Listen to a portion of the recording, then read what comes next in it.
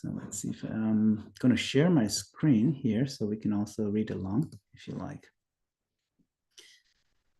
The topic for today's presentation is Krishna. Krishna, the only worthy hero. So we will explore this very intriguing topic through the eyes of the wonderful queens of Dwarka. Om Namo Bhagavate Vasudevaya. Om Namo Bhagavate Vasudevaya. Om Namo Bhagavate Vasudevaya. So we're reading from Srimad Bhagavatam, Canto 10, Chapter 83, Text 20. Shrutvai tat sarvato bhupa ayurmat pitu puram sarvastra shastra tattvatsya sopadhyaya sahasrasha. So this is the queen of Dwarka, is Lakshmana. She is continuing the narration of her stories. The story of Krishna being a hero. So she's talking about a competition, a Swayamvar competition, in which many warriors and kings come to try to win the hand of the princess. So we'll be reading several of these verses, translation and purport by His Divine Grace, A.C. Bhaktivedanta Swami Srila Prabhupada. Srila Prabhupada ki jai. By servants of Srila Prabhupada. So hearing of this, thousands of kings, expert in shooting arrows and in wielding other weapons, converged from all directions on my father's city, accompanied by their military teachers. Then what happened? Pitra sampujita sarve yatha viryam yatha vaya adadu sasharam chapam vedum parshadi madhya. My father properly honored each king according to his strength and seniority. Then those whose minds were fixed on me took up the bow and arrow, and one by one tried to pierce the target in the midst of the assembly. Purport. According to the Acharyas, only those kings who were extremely intent on winning the hand of the princess even dared try to shoot the target. So you can see it was a very difficult feat to begin with. Now, many kings came, not all of them were particularly interested in getting the hand in marriage of Lakshmana, the princess. Some just came to see the event. Some were probably thinking, hey, maybe I'll try to win the hand, but after they saw the request or the requirement of the competition, they kind of stayed back. So only those who were very intently wanting to win the hand gave it a shot. Adaya vyasrijan kechit sajjam kartum manishvara akoshtam jam samutkritsya petureke munahata. Some of them picked up the bow but could not string it, and so they threw it aside in frustration. Some managed to pull the bowstring toward the tip of the bow, only to have the bow spring back and knock them to the ground. Yes, so even when you attempt some of these things, it can be quite humiliating when you come up with your muscles and your long list of credentials, and then you just get frustrated by not being able to even string the bow or to be thrown back to the ground. It can be even comical. Sajjam kritva pare vira magadham bashta chedipa Bhimo Duryodhana Karno Navidam Stadavasthitim. A few heroes, namely Jarasandha, Shishupala, Bhima, Duryodhana, Karna, and the king of Ambashtha, succeeded in stringing the bow, but none of them could find the target. Purport: these kings were very strong physically, but they were not skillful enough to find the target. So you can see Bhima, Duryodhana, all these are great, very muscular men. So they could string the bow.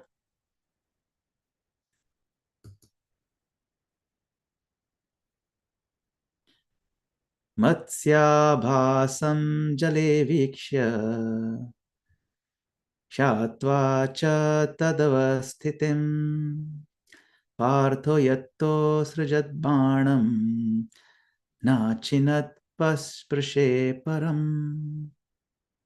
Then Arjuna looked at the reflection of the fish in the water and determined its position. When he carefully shot his arrow at it, however, he did not pierce the target, but merely grazed it.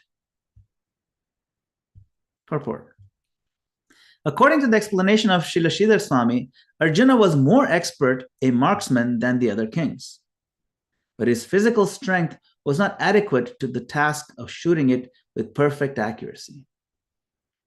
So Arjuna was the best of the best in the world at that time. Karna was also very good, but Karna could not even find the target. Arjuna was actually very good.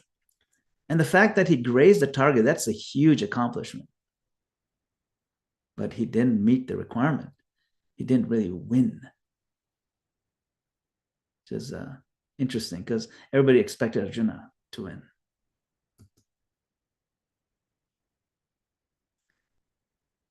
Rajanyeshu nivritteshu bhagnamaneshu manishu Bhagavan dhanuradaya sajjam kritvat leelaya tasmin sandaya veshikham matsyam vikshya sakritjale chitveshu napatayattam surye chabhijiti sthite. After all the arrogant kings had given up, their pride broken, Bhagna Maneshu Manishu, the Supreme Personality of Godhead, Bhagavan Dhanuradaya, Supreme Personality of Godhead, picked up the bow, easily strung it, and fixed his arrow upon it. As the sun stood in the constellation Abhijit, he looked at the fish in the water only once, and then pierced it with the arrow, knocking it to the ground. Purport: each day the sun passes once through the lunar constellation of Abhijit, marking the period most auspicious for victory. As pointed out by Srila Vishwanath Chakravarti, on this particular day, the Muhurat of Abhijit coincided with high noon, further emphasizing Lord Krishna's greatness by making the target all the more difficult to see. Purport ends here. Such a beautiful scene. Om Ajnanatimirandhasya Jnananjana Shalakaya Chakshurun Militam Yena Tasmai Shri Gurave Namaha. I was born in the darkest of ignorance, but my spiritual master kindly opened my darkened eyes with the torchlight of knowledge. I offer him my most humble obeisances. I further offer all of you assembled devotees my humble obeisances and seek your kind blessings and permission that I may recite Srimad Bhagavatam in your company.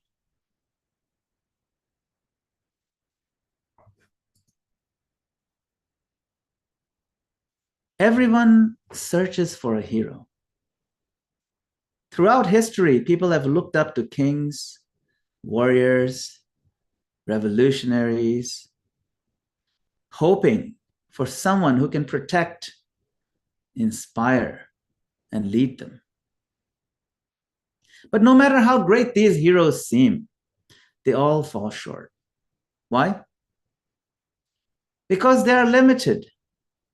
And just like the many promises of the illusory energy, the promise of finding a deep and lasting sense of security with a mundane material hero ends up disappointing us. But Srimad Bhagavatam tells us of one hero, the one who never falls short. That is Bhagavan Shri Krishna. Today we will explore how the queens of Dwarka, we've been reading that section, the queens of Dwarka who directly lived with Krishna, describe him as the only true and worthy hero. We'll also see how material heroes fail and why Krishna alone is worthy of our devotion. So we learn about so many different heroes as we're growing up.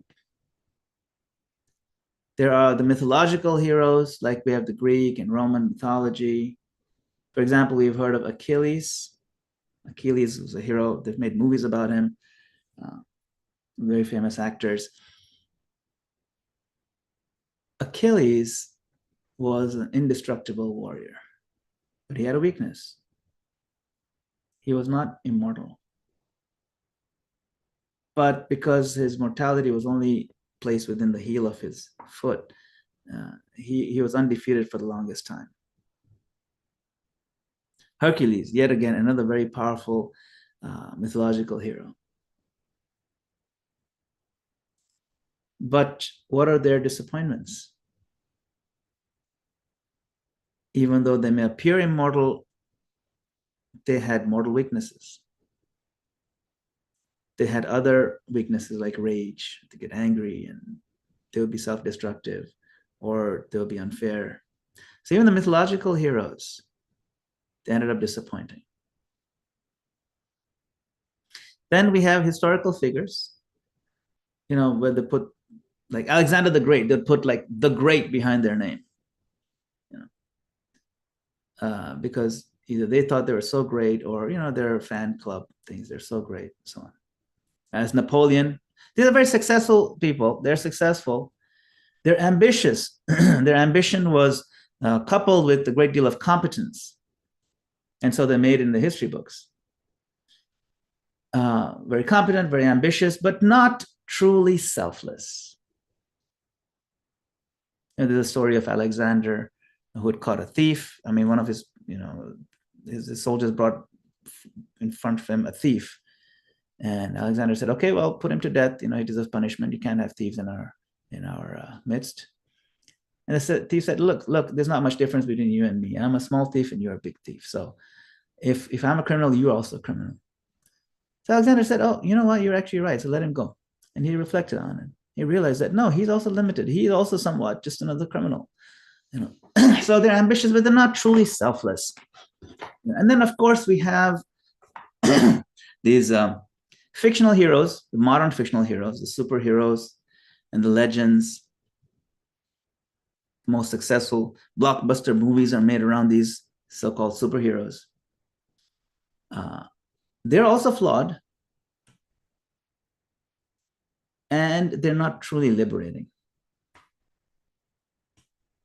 Material heroes fail because they are bound by karma. I mean, you can say, what about fictional and mythological? Well, the thing is, fictional heroes, they represent mundane ideals. Because even after you're selfless and do all that stuff, ultimately, what is their aim? The aim is to create a society where sense gratification is freely available to everybody. And it again boils down to selfishness. So they're flawed. They're not truly liberating. They're bound by karma, and following them binds us in karma. Mundane heroes have things like have flaws like pride, attachment, imperfection, and so on. But why do we turn to these heroes? right? Why do certain stories really appeal to our hearts?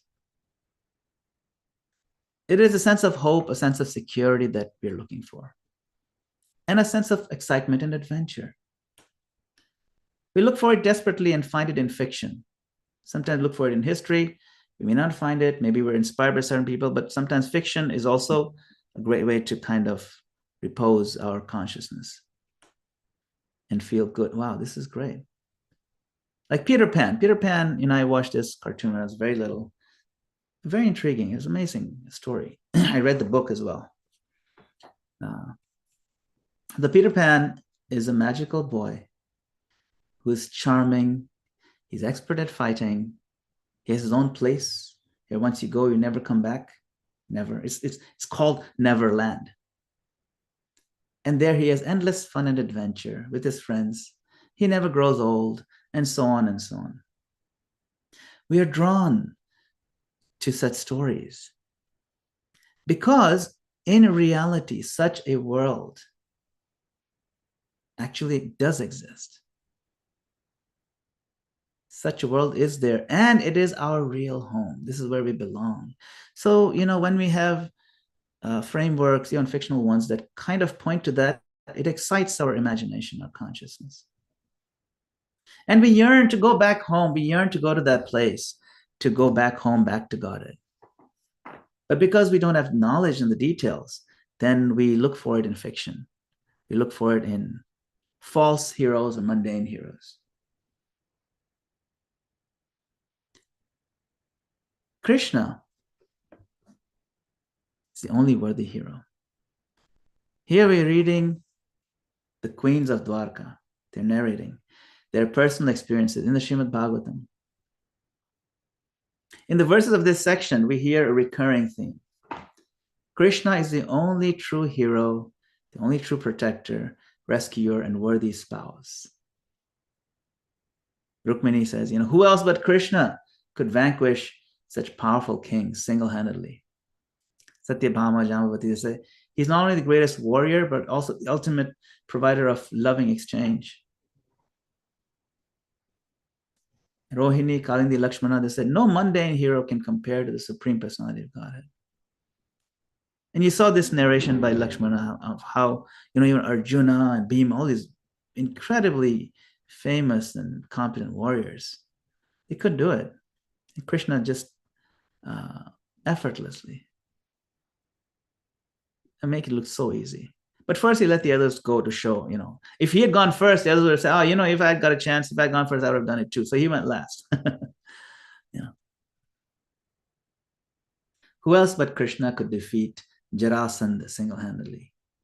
Who else but Krishna can lift a mountain, Govardhan Hill as a child so easily, so effortlessly, just like a little boy picks up a mushroom? Who else but Krishna could save us from demoniac kings and yet be so loving? Unlike mundane heroes, Krishna is perfect in strength, kindness, beauty, wisdom, renunciation, wealth, all those things.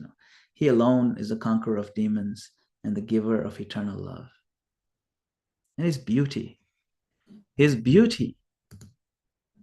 that of a delicate lotus petal, lotus flower. Even with powerful arms that feel like thunderbolts to those demons with whom he wrestles, those very same arms are as soft and soothing and delicate as the petal of a freshly blooming lotus. Once an artist disciple, Srila Prabhupada, painted Narada Muni with muscular arms, really ripped. And Prabhupada corrected the disciple and the artist. He said, this is not good, the way you have painted Narada Muni's arms and his body. This is a meat eater's conception of beauty. He said, no, we need to show a milk drinker's conception of beauty. So you see, Krishna's whole world is all about cows and butter and milk and so on. That is really their source of nourishment and nutrition. And that brings a kind of soft beauty, delicateness. Meat eaters tend to go for harsh, muscular looks, and then they tend to idealize them. So then we don't need to do that. We don't need to paint Krishna with muscular arms. No. Yes, he can totally knock the wind out of the biggest wrestlers. But that is his exquisite, or even you can say paradoxical quality, where he just looks so, like, even if a gopi, even if delicate gopis would feel afraid to touch his arms because he might get bruised, he looks so soft and gentle. So Krishna's beauty satisfies all our desires to see beautiful forms, to see beautiful people. His lotus eyes, his bimba lips, red like a bimba fruit. He is a wholly perfect, completely perfect hero. That is Krishna. Krishna, how we have all over the children, they read these comic books, superhero comic books and so on. But who better to focus the mind on than Krishna as the comic book hero, even as you grow up? He's a hero at all times, right from even before birth. And then he's born and he shows his four-armed form, and then he shows his baby form again. So he said Vasudev and Devaki. And Vasudev takes him across. It's a very beautiful scene.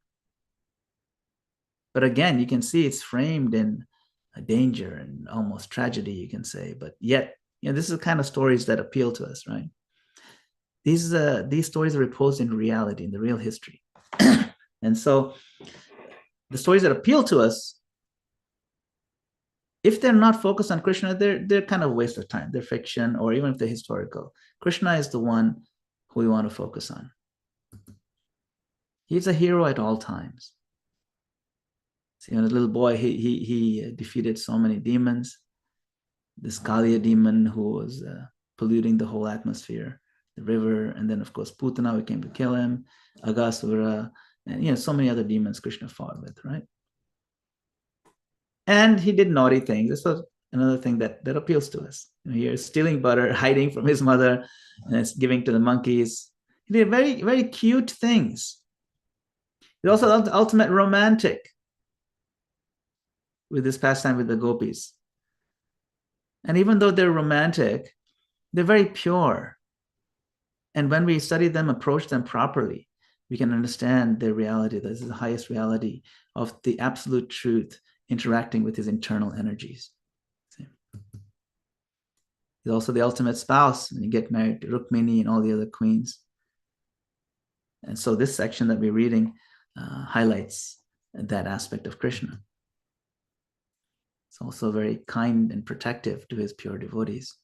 In so many stories in Bhagavatam around that. In this particular one, he brings unlimited sari to protect his devotee Draupadi. And of course, unfathomable, endless wisdom, because all wisdom, all knowledge comes from him. When you read the Bhagavad Gita, it's such a concise form. The Gita has captured the whole world with his wisdom. And where does he do it? He does it effortlessly, casually, just before fighting a war, in just a matter of like half an hour, 40 minutes or something like that. Just had a quick conversation, and all the truths of the world are encapsulated in that one conversation. Infinite depth of wisdom. He's a real hero.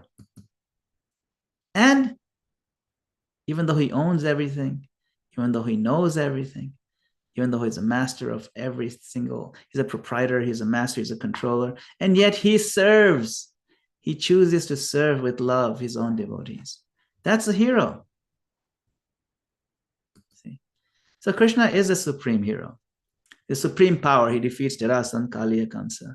He's supremely merciful, right? He's infinitely lenient and generous, like Putana. Even though Putana came to kill him, he gave her the place of being a mother in the spiritual world to him eternally, because he saw the good side that no, she came to feed me. She's my mother. Okay, so I'm going to liberate you, and you go straight to Golok Vrindavan. Of course, Supreme Protector, he protects Gajendra and Draupadi and everyone else. And supremely knowledgeable, he knows everyone's hearts. No other person knows everyone's hearts. And he's the ultimate romantic. So no mundane hero knows the hearts of every being. No material hero can grant liberation and eternal love. No mundane hero exists eternally without fault. Krishna is not just a superhero. He is the supreme hero. And not just that, but everyone connected to him is also a hero. Those heroes are also worshipable, you see. Pure devotees, eternal associates, our own Guru lineage, anyone who sincerely tries to serve him, even just tries. These are all heroes by association with the ultimate hero. If Lord Shiva is always meditating on the Lord, if Narad Muni, who travels all the universe, touches the hearts of so many.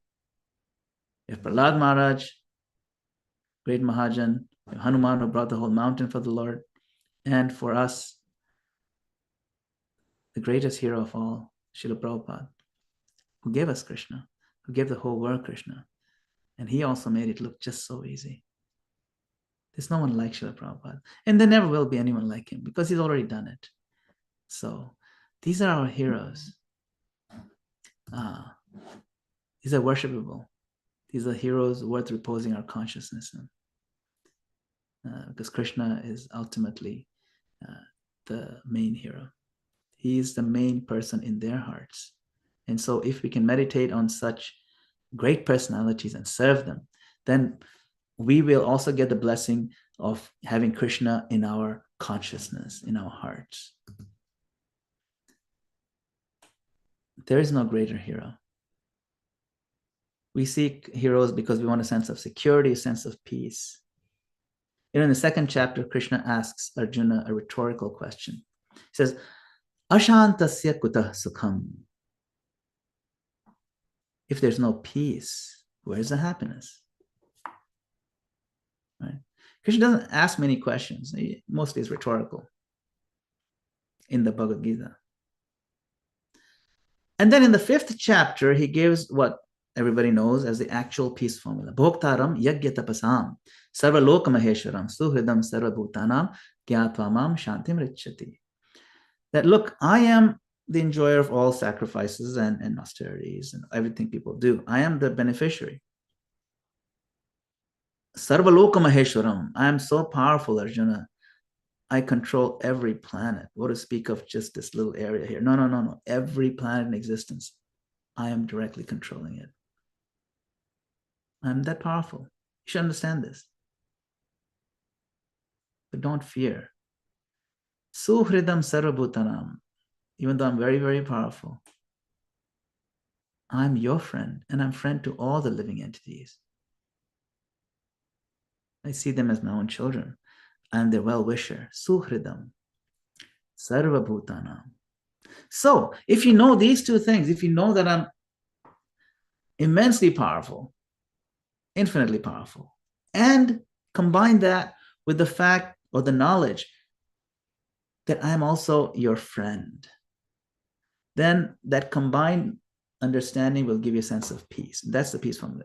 Gyatva mam, if you know this, you know me in this way, shantim richati, you will get the ultimate peace, ultimate sense of security and peace. Why? Because if you have a friend who's not very powerful, then you don't feel so secure. Okay, what is he going to do? He'll do everything for me, but he can't do much. Or if you know somebody who can do anything, so powerful, but he's not your friend, and then again you feel even more insecure. He could crush me. So, but Krishna is not like that. Krishna is your closest friend, and he's supremely powerful. All you need to understand is that he's your friend, he's with you, and we will feel peace. You'll feel a sense of peace, an abiding sense of security that frees you from any kind of fear. And you can be confident in your life. You can be yourself. You can breathe. So, what are some practical things that we could do? Practical steps in devotion that we could do to really fill that space in our heart that's looking for the hero to come and rescue us, come and make us whole, to bring peace to our heart finally. We take shelter of Krishna through Srimad Bhagavatam. We read it together, we meditate on it, we study it, we glorify it, we distribute it. It's a very good way, practically, to deepen our devotion to Krishna. We chant Hare Krishna Mahamantra. We sing his names. We sing different bhajans glorifying him. Another very practical way to find Krishna closer in our heart is to see his hand in our lives. To see the various things that have happened that are undoubtedly Krishna's intervening in our lives to bring us closer to him. And we can reject all these false heroes of the world and turn to eternal shelter. We don't need to absorb our consciousness in these so-called heroes. No, we have other heroes. Heroes connected to Krishna directly. We want those. We want those heroes who remind us of Krishna, who inspire us to be better devotees, who inspire us to be better versions of ourselves. These are the ones we want to be worshiping. We can take down the poster of Bruce Lee and put up a poster of Prabhupada. That's a much better move. This is a real hero. The queens of Dwarka recognize this. Our acharyas taught this. There's no greater hero, no greater lover, no greater protector than Krishna. The queens of Dwarka, our acharyas, and now we must also realize and turn our hearts to Krishna, the only true superhero, the only true supreme hero. So let us chant Hare Krishna and embrace the protection of the supreme hero. Hare Krishna. Srila Prabhupada ki jai. Thank you very much for hearing me. I appreciate your time. Hare Krishna. Krishna is the only worthy hero. That's my takeaway. Thank you, Madan Gopal Prabhu. Wonderful class. Krishna focused. Perfect. Thank you. Bhima Prabhu has his hand up, followed by Krishna Chandra. No, hold on. Jamuna Jaya first. Jamuna Jaya first, please. Hare Krishna. Thank you, not to be hard for helping me jump the line. And thank you, Madan Gopal, so much for such a beautiful class. One of the things that I was thinking about several years ago, I was telling stories in a youth detention center, basically prison for these young men. And we got into the discussion about what was, because people are always bringing people in to talk to them, to inspire them. We got into this discussion about what's the difference between a role model and an actual hero. And it was really interesting to hear them talk about it and who they had taken as role models that landed them up in prison. And then they gave me this definition, and we talked about it, and they said, you know what? A role model is somebody that does their job well. But a hero, they said, and this is what they said, is someone that uses all they've got for someone else, to serve someone else. And as you were talking about Krishna being the ultimate hero, that's what he does. Everything is him, and it's for us. And he's ever trying to find a way to pull us back to our own good, which is to return to him. So I was really just meditating on that with those young men said that is Krishna is the ultimate hero in that way. And then it just also making me think of like one of his greatest superpowers is he's a person, so that we relate to them, that we have this pastime. So I always love that thing of like being God is only one part of Krishna, and his biggest superpower is his personhood, so we can have relationships. So thank you so much for the wonderful class. Hare Krishna. Thank you so much, Jamanaja. Yes, it's such a wonderful point you made. The real hero is one who does everything to help others, sincerely. Hare Krishna. Jai. Gail? Hare Krishna Prabhu. When you were talking about the fact that Srila Prabhupada had corrected a painting where Krishna was presented as being so muscular, right? So that's a form that could only be appreciated by meat eaters. That brought to mind the muscular form of Nrsingadev And, we know that there are many devotees who are attracted to that form. So what does that mean? Nrsimhadev being an expansion of Krishna. Yes. It's a good question, good point. So Nrsimhadev, see, the most beautiful human being, at least the concept of human beauty, is delicate limbs, at least in the Vedic concept. Okay. But the most beautiful lion is muscular. See, Nrsimhadev doesn't follow the standard of beauty of human beings because his form is not human. He's human above the waist, he's a lion. And so the beautiful lions are the ones who are muscular. So there's no contradiction there. It all depends on how you look at it. Well, Prabhu, he is of human form below the neck. Oh no, his arms Well, are as his hands arm, and everything is all but his torso, exactly. That's not a lion form. Yeah, exactly. No, I understand, but it's not a human form either. You see, that's the thing. So yes, the sense of, you see, with Nrsimhadev, right? What was Lord Nrsimhadev's main aspect of protection? It was this explosive coming out of the pillar and ripping apart Hiranyakashipu. Nrsimhadev doesn't engage in Ras Lila with Lakshmi Devi. It's different pastime. So it projects different form of beauty. It's also beauty. Even say, you see, because Krishna, he takes incarnations in every species of life. Yes. Every species. Yes. And so different species will have different standard, like Varahadev, for example, right? Varahadev is a pig form, right? Mm-hmm. Similarly, Kurma. Mm-hmm. You see, so Kurma Dev, so turtles have a hard shell and so on. So every different variety that the Lord projects for a particular type of lila, the beauty standard is different. Oh. You see. So the main aspect of that beauty standard will differ depending on what he's trying to project. You see. Mm-hmm. Therefore, in Krishna Lila, the standard of beauty is delicateness.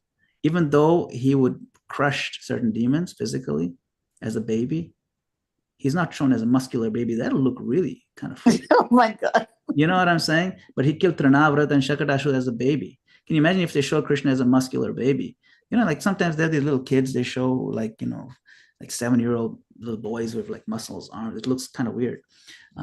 So yeah, we don't freak people out with that. So yeah, well, the reason why I kind of took issue with this topic is because, when I see, Lord Nrsimhadev's form, I'm attracted not to him pulling the entrails out of Hiranyakashipu.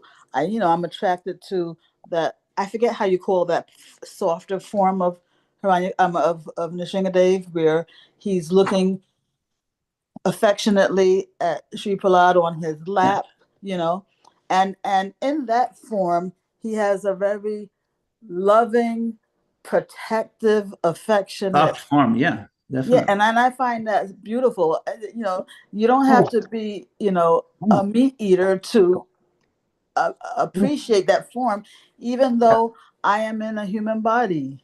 So that's my problem. Yeah. I'm not saying you have to be a meat eater to appreciate that form. What Prabhupada is saying is that a muscular human being, to consider very big muscles as a standard of beauty, is what Prabhupada described as a standard, the concept of a meat eater's concept of beauty. But if you look at it from a perspective of the muscles being symbolic of strength, yes. They're definitely strong, but there's a difference between what represents strength and what represents beauty. Those are two different things. You see, you're talking about two different things. You're talking about what represents strength and what represents beauty. Like, for example, I'll give another example. There is this notion that if the big guy with a big belly and a big gold chain, this guy's obviously very rich. Generally, then you see, oh, the guy with the big belly and the big gold chain. That's the standard of beauty for wealth. Okay. Or a guy with a monocle and the Monopoly guy. Oh yeah, that guy is so rich. So you see, standard of beauty to project wealth is different, to project strength is different, to project beauty is different, to project wisdom is different. You see, the imagery that goes with these concepts that you're trying to portray will differ depending on what you want to highlight. So similarly, with Krishna, when he presents himself, beauty always comes first. You see. Okay, but full disclosure, Prabhu, I got your point, but full disclosure, I have to admit. I'm just quoting Prabhupada. I'm not making up this stuff, so I'm just letting you know. No, but I'm just putting it out there, just to be honest, that, I've always had a problem. I guess maybe it's my conditioning, but, I've always had, I've never been able to warm up completely to a form of Nandana who looks too soft.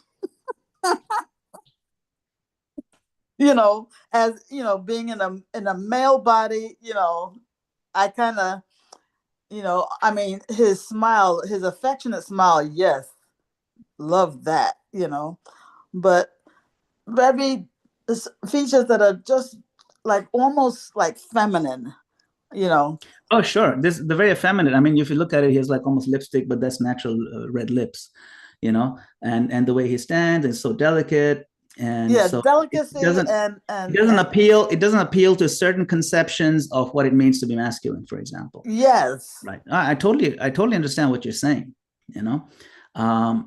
There's a reason why the Lord appears in so many forms. Not every single form will appeal to every single devotee. And so to satisfy those different devotees, he appears in different forms. He does different pastimes. You hear the story of Murari Gupta in Chaitanya Charitamrita. Where even though he's trying to convince him that, Lord Chaitanya is teasing him, that why do you worship Krishna? Why do you worship Ram so much? And then he said, I tried, but I can't. I'm really into the bow carrying Ram. He shoots. Yes. So cool. So okay, that's fine. I'm just teasing you. I'm not telling you to change. You're Hanuman, So similarly, my point is, you don't have to always convince yourself that every single aspect of the Lord has to fit in with this. And then also we have to realize that our own concepts do change, by the way. What we consider beautiful before, we changes with our condition, as our condition changes. So we have to also recognize our condition state is filtering our yes. Yeah. So both are there. There's our internal and eternal relationship. So we tend to be drawn to different forms of the Lord. Second, we have to recognize our own conditioning. And with that, we can approach humbly what the Acharyas teach us. Beautiful, Prabhu. Love it. Thank you so much. Finally, I can breathe now. Yes. Take a breath. Hare Krishna. Nice question, Gail Mataji. Okay, so we have more devotees with the hands up. Anand Bihari Prabhu, let's see. Go ahead. We want to unlock the different devotees. I'd like to unlock Venu Madhuri Devidasi. Okay. Hare Krishna. Please accept my humble obeisances. All glories to Srila Prabhupada. Hare Krishna. Hare Krishna. I'm probably focusing on the wrong thing in this story. Can you hear me okay? Yes. I keep thinking about the fish, and I recognize it's important dramatically because it's very difficult. I can even imagine like shooting a fish and the reflections in the water, and it adds to the drama of the story. And I imagine that the fish is liberated because it's fish. It's a mechanical fish. It's a metal fish. Oh, thank goodness. Thank you. You can breathe also. Okay, I'm going to join Gail in the breathing room. Thank you. Hare Krishna. Hare Krishna. Okay, that was a quick one.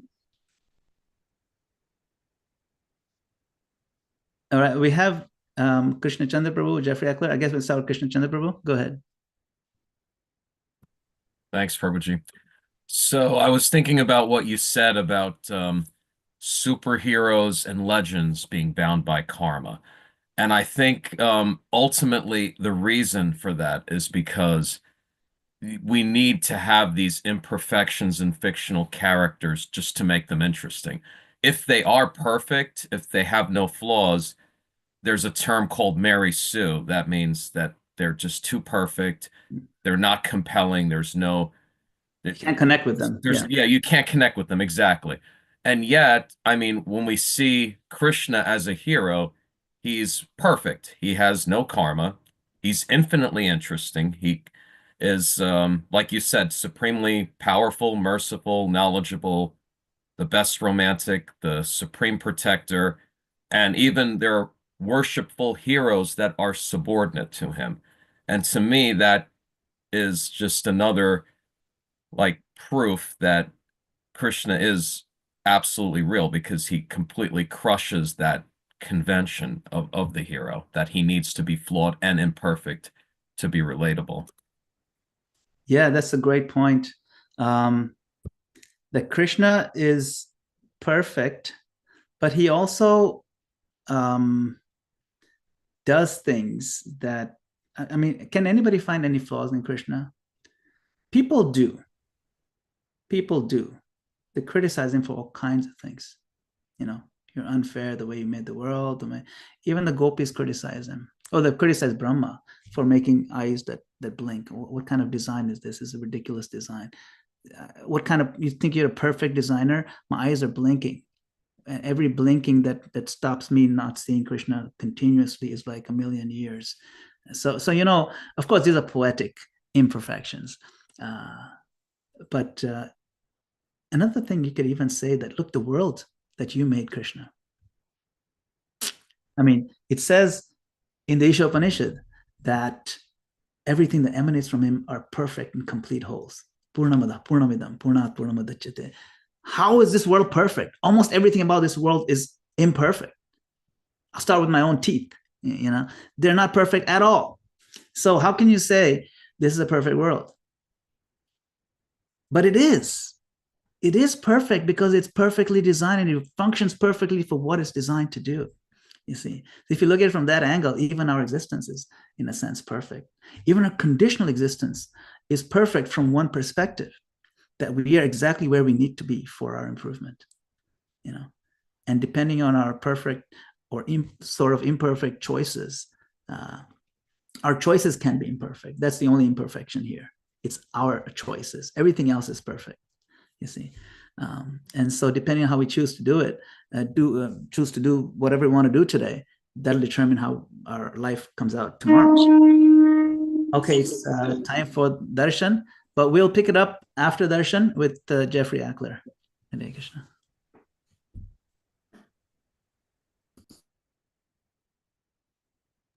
Everyone, if you like, you can present yourselves on your cameras. Yeah, present your true self. Hare Krishna. There.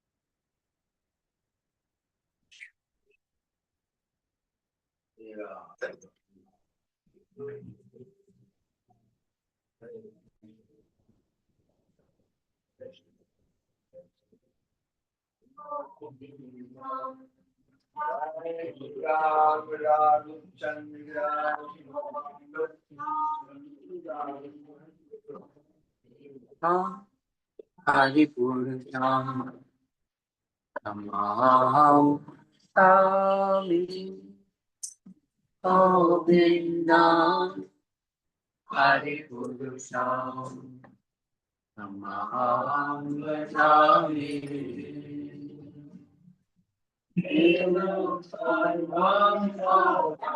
Indavilayakakam Paravatam Samartitam Purasundaram Antapapoti Kamaniya Shisheshatova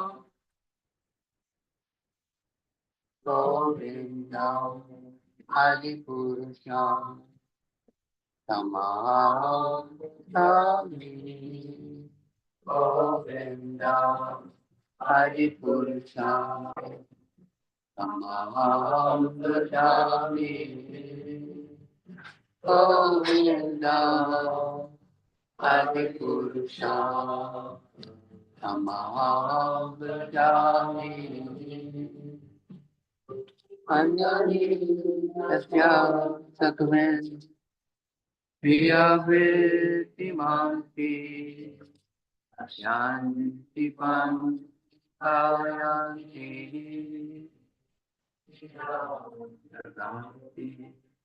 Anayati Maya Sadhu Kada Vigrahasya Govindam Adipurusha Tamaham Bhajami Govindam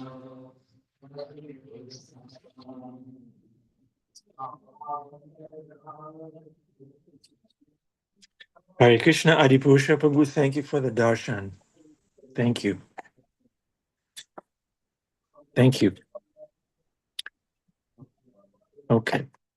Welcome to the Afterglow, Madan Gopal Prabhu. Thank you for staying over time. Thank you so much. Let's see, Jeffrey Eckler Prabhu, please. You should get a monocle, Jeffrey Eckler Prabhu. I can see you projecting wealth, spiritual wealth. And then you get out a jail free card too. Madan Gopal, Hare Krishna. Thank you. Your presentation, your tone of voice, every aspect of when you speak on Bhagavatam is imbued with this respectful, deferential attitude that we all could learn from just observing. So thank you for that. I did have a question, and it's maybe tangential to Krishna consciousness, but as you were describing the princes and how they come to vie for the hand, and some attempt and fail, some don't attempt at all. I guess my question is, how do we inspire those who may fully be capable of attempting any one of these challenges, these physical, mundane sort of challenges, but have fear of failure, of embarrassment, or any other reason, so to speak, to not even attempt?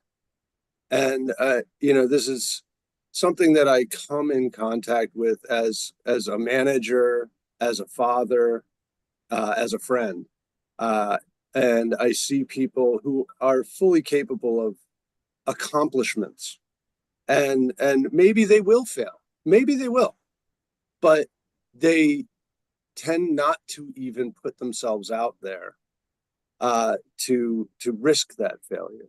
And so I see value in this Leela in understanding that mentality, and hopefully your experience will enlighten me a little this morning and how we can inspire those around us to try.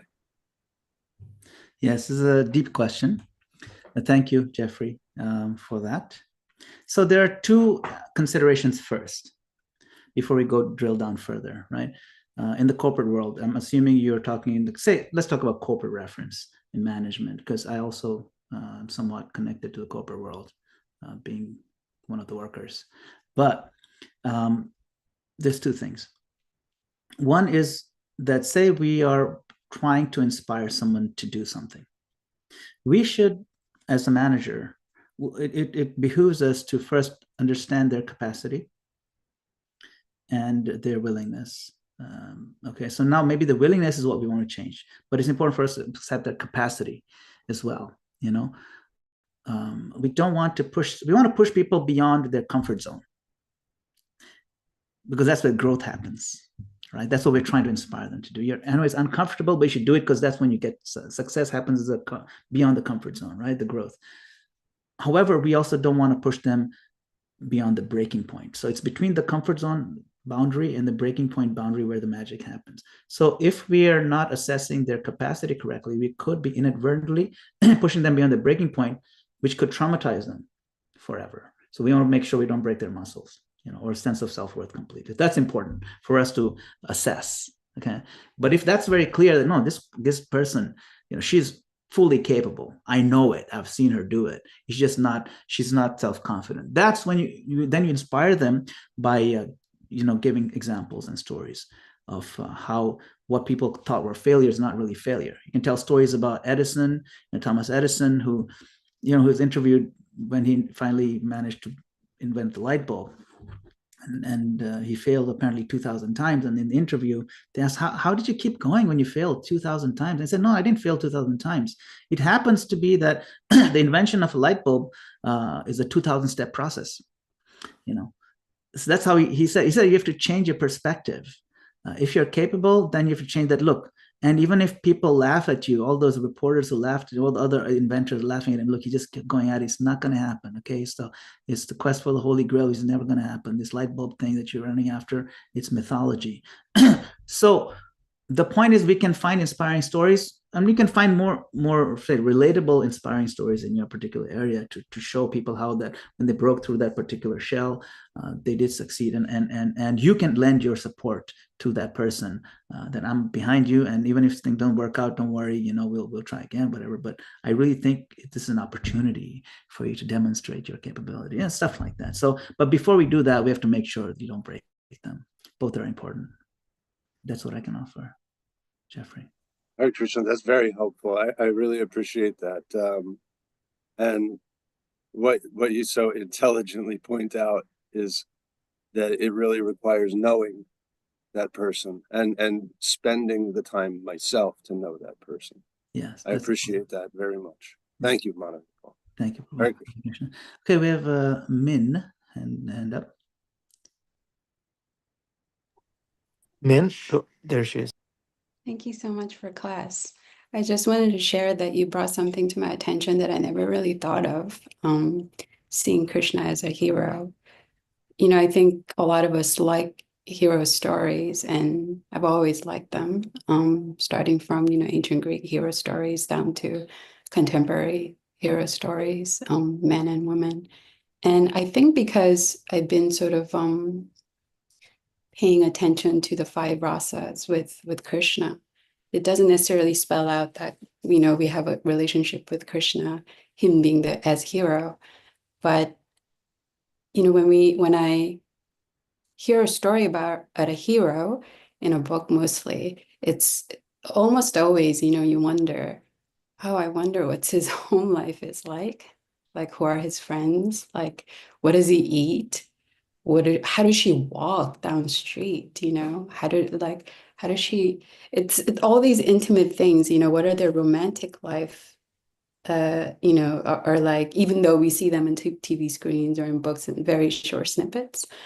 So, I wonder about all these very other qualities of these heroes other than, what's been presented to us. And just really, I'm just, I think, so impressed and at awe with how much information is out there in terms of what we can know about Krishna being limitless person, even in the scriptures and the pastimes and Leelas written by saints, and it's really in these stories I've gotten to know Krishna in a way as a person. Wow, I like him this way because he's so sweet.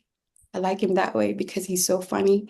So it's just really helping me to appreciate the amount of information that's available for us to really get to know Krishna, and even helping me to see him as a hero. Of course, if we would think about this, quality of Krishna as hero, I could actually apply that in every rasa that he's involved in with a devotee. So thank you so much. That's such a deep reflection, man, to finally see Krishna as a hero. Wait a minute, he's a hero. Oh yeah, I can look at him from that angle too. It's so nice. And here I think Anand Bihari Prabhu kind of he was reflecting on your statement. How does he sit? How does he speak? What is his language? And so he shared the verse from the Gita that kind of asks that question. Arjuna asked, what are the symptoms? How does he walk? How does he sit? Yes, we are curious. We're curious about Krishna, the hero. How does he walk? How does he talk? How does he sit? And how does he stand and whatnot? And we're curious about the pure devotees. How do they? This is the hero and the role models. Pure devotees are role models, and they're also heroes. They're worshipable. And so this notion of a hero actually comes from Krishna, and then it gets missed and twisted here. So because he's the source of everything, including this idea of heroes and how much excitement there is in his activities. And the cool thing is, if you know the divine nature of his heroics, then we will be freed.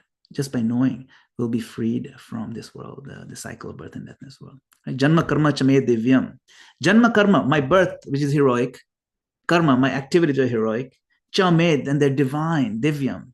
Evam yo veti tatvata, if you know it fully, deeply, thoroughly. Tyaktva deham punarjanma naiti, mam eti sorjana. When you leave this body, you will come to me. All you have to do is read my activities and absorb your mind in them, and know them thoroughly. Then you're mine. You're coming here.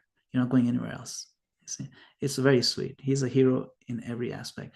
And if you see him in our lives, if you see his hand in our life, then we see that we are part of the story of Krishna, because his hand is now in our lives. Hare Krishna. Okay. Do we have time for one more? Mighty Beam didn't speak yet. Mighty Beam Prabhu. Obeisances. Yes, we have to hear from Mighty Beam Prabhu. Do I have to take down my poster of Bruce Lee, or You don't can I have leave to. it up and just okay? You put a tilak on it, you're good to go. Yeah, I just Bruce Lee sort of like reminds me of Krishna, that stillness and motion, and lightning quick speed, and handsome looks, and I can relate to Bruce Lee. Krishna is somebody that is beyond my purview. So I it's pointing at the branch to show the star, right? Yeah. So I'm the strength of the strong, right? He says. So then you can, if you put that verse under Bruce Lee's poster, I am the strength of the strong. And there you go. Then you can keep it there, no problem. I am the quickness of the quick. Yeah, among martial artists, I'm Bruce Lee. Like, give an expanded version of the Bhagavad Gita, you could probably, Yeah. I just, on that one note, the quickness of the quick. There's been, as you said, at the beginning or midway through your talk, you said, we have to remember of all the times that Krishna has stepped into our life, and done. And I truly believe, because if I get these experiences where you're like, oh, that was Krishna stepping in, there's no other reason for me to all of a sudden become aware of some foible or being stopped by of making a mistake, or being something revealed to you. You're like, oh, and you understand that there's Krishna, right there. He's just doing a whisper, and to show how quick Krishna is that, and we view the world, there's so many imperfections, as you was noting before, that, as you become more Krishna conscious, you start to see that in the so-called imperfection that we are seeing is the perfection of the machine of material nature, working always to remind us of our true path and our true beloved Krishna. So the reason why we view them as imperfections is because they go against what we would like to enjoy in the material world. So Krishna has made it just the material world just imperfect enough so that we are always reminded that we're never going to be satisfied with anything less than the perfection that is Krishna. And that is his perfection. That is his perfection. Yeah. Thank you. Those imperfections are part of his perfection. It's amazing. Mind-blowing. Thank you, Bhima Prabhu. Awesome. Okay, we have time for a couple more, it looks like. So there's 2 more hands. Go ahead, Venu Madhuri, followed by Gail. Hare Krishna. Actually, maybe Mother Gail can go first because Ananda Bihari, this is for you that our dear Sangha member Anandi, she wrote to us this morning very early. She's in hospital in Gujarat and she's very, very sick. I think she was visiting India. She's very, very sick. And she said she's dealing with chronic illnesses as well as obviously grieving her recently departed husband. And she asked if we could all pray for her. So many of us sent her prayers in the WhatsApp, but said that we would pray for her in class. So just wanted to relay that too. I don't know if you saw it, Ananda Bahari in the chat, in the WhatsApp group. Yeah, thank you so much. We will reach out to Anandi. Yeah, Okay. let's all pray for her, dear devotees. Anandi, if you're listening, we love you. We miss you. Please come back to our Sangha. We're praying for you. Everything is going to be all right. You are such a sincere soul, and Krishna is right there. Prabhupada is right there. You're not alone, Anandi. We love you. Hare Krishna. Hare Krishna. Praying for Anandi. She's come to Tobacco quite a few times in our temple, and I've met her in person. She's a really sweet soul. So we pray for her that she gets better very quickly. I also want to acknowledge we have some guests on today's channel. We have Dennis Mugo, we have Kirtika Mataji, and who else? At least those two I'm seeing from connecting from Kenya. So welcome. Hare Krishna. Hare Krishna. Wonderful. Wow. Yes. Hare Krishna. Yes, Thank you very Kirtika much for Mataji. having us. Hare Krishna. Kirtika Mataji has been running for many years a preaching channel in Eldoret. She's a professor of medicine. She teaches medical students and is a really wonderful preacher. So thank you, Kirtika Mataji, for coming. And Dennis, Bhakta Dennis is a last final year medical student, incredibly deep devotee with great realizations. And he's always eager to hear Krishna conscious topics and spread Krishna consciousness. So thank you for joining. Hari Bol. Okay. Gail Mataji, let's hear your comments. One last question, actually, Prabhu. Yeah, and I'm sorry for those who have heard this already. It's a repeat question for me on this forum or any forum. When we hear, when Bhima Prabhu was talking, we were talking about the fact that Krishna is the strength in man. He is the essence of anything that we see in this world. So, but when you see amazing feats performed by the mere mortals of this world, our jaws drop, right? But when we see amazing feats performed by Krishna, like the lifting of Govardhan Hill on his pinky, my jaw does not drop because I'm like, of course he can do that. What's the big deal for him? I mean, it's not a big deal. He's holding up all the universes and for lifting a mountain, like, come on, right, sure. Yeah. And so because of that, I'm never able to, share in people's awe of Krishna. But I'm feeling left out in that. I want to be able to, be in awe of Krishna. And so I'm not sure what I need to do. Yes. It's a very good question.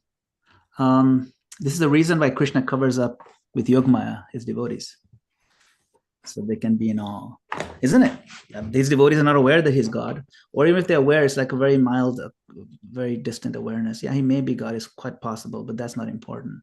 The important thing is that, when we went in the mouth of Aghasur, that we were fully confident we'll have fun, and Krishna will save us, no problem. But the main thing is the fun and hanging out with Krishna. That's the main thing. Yes, he lifted the mountain. The Vrajvasis were in awe for a moment, and then again the awe was gone. It's like, okay, it's just another day, and Krishna does amazing things. It's pretty cool. When Krishna was fighting with Kaliya, his mother fainted, and so it was shocking. These things are not like, they're not emotionless, incidences. So when we are covered by Yogamaya, when the pure devotees in the spiritual world, spiritual pastimes are covered by Yogamaya, this is to facilitate the full expression of these exchanges of love. So yes, in one sense, what's so wonderful about Krishna lifting up Govardhan Hill? Nothing at all. because the whole world, everything, he says, Gama Vishesha Bhutani, I keep all the planets afloat. So then lifting up a little mountain, how is that supposed to, impress me? It doesn't impress me much at all. So, that's a very good point. That's where we have to get an understanding of tattva and rasa, the two different platforms on which we operate when interacting with Krishna. Tattva refers to his position as a Supreme Lord, as Vishnu and the source of all Vishnus and so on, the philosophical aspect of the existential realities of how things work. And then there's rasa. Rasa is exchange of love, where you enter into a mood, and to facilitate certain moods, certain things need to be forgotten and certain things need to be remembered. You see, so you have to get into a mood for certain things, you have to suspend certain things in your mind. That's why when you want to enjoy a movie thoroughly, for example, right? Like say you watch a superhero movie or something like that, or an action movie where impossible things are happening, and every single time the car is like flying off the the cliff or whatever, you're like, how is this possible? And if you're sitting next to a guy who's constantly commenting on how ridiculous this is and how it's impossible, it ruins the whole movie, because you're not letting me get into the mood. You have to suspend, what's it called, suspension of disbelief. So even to enjoy a movie, you have to have suspension of disbelief. So Krishna, to facilitate the enjoyment of certain pastimes, facilitates a suspension of disbelief by covering over Yogamaya, you see. So there's a difference between tattva and rasa. And you're trying to conflate them, you'll always be confused. Yeah. That's why I'm saying keep those two separate and you'll be happy. No, but the reason why I'm not happy is because there are people who, like me, are not covered by Yogamaya, but they are still in awe. I mean, even you yourself, right? Or in classes in general, we say, "Oh my God, look how amazing it is that." Yeah. But by just his left pinky, he held up Govardhan Hill. Right. You don't need to be covered by Yogamaya to enjoy that particular amazement. I'll tell you why. I'll tell you. You explained already. You don't necessarily have to. You don't have to be covered by Yogamaya completely to appreciate the beauty. Okay. You don't have to. You can appreciate the brilliance of it. You can appreciate the sweetness of it, even though you're fully aware of Krishna's godhood. Mm-hmm. You can appreciate the sweetness of how Krishna has crafted this particular adventure, that those who are covered in Yogamaya can enjoy. Then you can step into their shoes even momentarily, like you're enjoying a movie, to get into the mood so you can really, have a good time with that story. And you can be smiling, you can be crying. Why do people cry when they watch movies? They know it's fake, but because they've gotten in the mood, they know. You tell them when someone is crying with the scene in the movie, a fictional movie, and you tell them, hey, why are you crying? It's not real. Hey, you just, don't harsh my mellow, dude. It's like, don't mess my mood. I'm enjoying this crying. I know it's not real. We say, don't be a kill vibe. Yeah. So the point is, I'm enjoying this mood. I know it's not real, but because I've stepped into this reality, at least for now, let me fully absorb it and enjoy it and embrace it. So even devotees who understand Krishna's godhood, when they're reading the sweet pastime of his exchanges under the mountain of Govardhan with the gopis, like literally, he's glancing at them, they're glancing at him. There's something going on there, and the mountain itself, what's going on there. You can get into the mood without having to completely abandon your understanding of his godhood, just like you get into a movie. And then later on, you can actually be in the movie. That's different altogether, you see. Mm. So it's appreciation. You have to appreciate the beauty of it. You have to appreciate the romance of it. You don't have to suspend a disbelief every time, but to really get into the mood, you have to, you see. You said you don't have to suspend. You don't have to completely forget his godhood to appreciate the beauty of it, is what I'm saying. Yeah. Don't forget, just suspend. Like Bhima Prabhu, he appreciates Bruce Lee, yet when he sniffs a mortal flower, his jaw drops at the beauty of Krishna's creation. And he sees Krishna everywhere, in every flower, in every scoop of water out of a creek. Right, Bhima Prabhu? I don't know who you're talking about. Anyways, so I heard once, and it kind of sums it up, everything that you've been talking about, Prabhu. And it was a statement made by someone who was observing the devotees talking about Krishna, who was not I think he might have been a Christian or something like that. But he said, you devotees, you Hare Krishnas talk about God as if you could call him on the telephone today. So that always struck me. as that truly is that thing that, we always have to remember Krishna. We should never forget him. But if he is distant from us through awe and reverence, we're not going to bring him our little small problems, our so-called trivial troubles. But Krishna actually wants us to bring all our little problems, this and this and this and that, and this and that, everything. And that way, if we're always willing to call Krishna on the phone of the holy name, the phone of prayer, the phone of just silence and contemplation on Krishna's beauty, on Krishna's strength, on this whole miraculous creation, then we should feel as if at any moment we can pick up the phone of our heart and what's up? What's up with what's going on here, Krishna? Is there something I'm supposed to be learning here? What am I doing wrong, et cetera, or what am I doing right? Or, even giving gratitude. So that whole thing is that, that the Krishna consciousness movement is so sweet, because even if you wanted to tussle with Krishna, if you wanted to rumble with Krishna, I mean, think about the first mixed martial artist. We think that mixed martial arts is something new, when you see ultimate fighting and stuff like that. But actually, when you read about Krishna's pastimes with the wrestlers, Balaram and Krishna, which was probably one of the first tag team matches ever, he not only kicked, but they wrestled and they punched, and they, they did all sorts of different martial arts all at once. So we can see that there's not a single thing that happens in this material world that Krishna hasn't perfected for the sake of the joy of the devotees to watch him in all his splendor. Thank you very much, Prabhu. Hare Krishna. Yes, thank you. That's such an important point. The question is not whether God exists. The question is if God is available. See, that's really the question. Because if he's not available, he might as well not exist. And he's available. He's accessible. We chant his name, he's available. We can see his hand in our lives. We can feel his presence when we chant. So, and all that is taught so beautifully by Srila Prabhupada. And he's made Krishna available to us. And Prabhupada is available to us right now. So thank you. Hare Krishna. Srila Prabhupada ki jai. Thank you very much. Srimad Bhagavatam ki jai. His Grace Madan Gopal Prabhu ki jai. Wonderful class. So we look forward to seeing you all soon again. Hare Krishna. Hare Bol. Jai. Hare Krishna. Okay, Hemangi, please unmute yourself and say Hare Krishna. Hare Krishna, Prabhu. Thank you so much for a wonderful class. Hare Krishna. Hare Jai.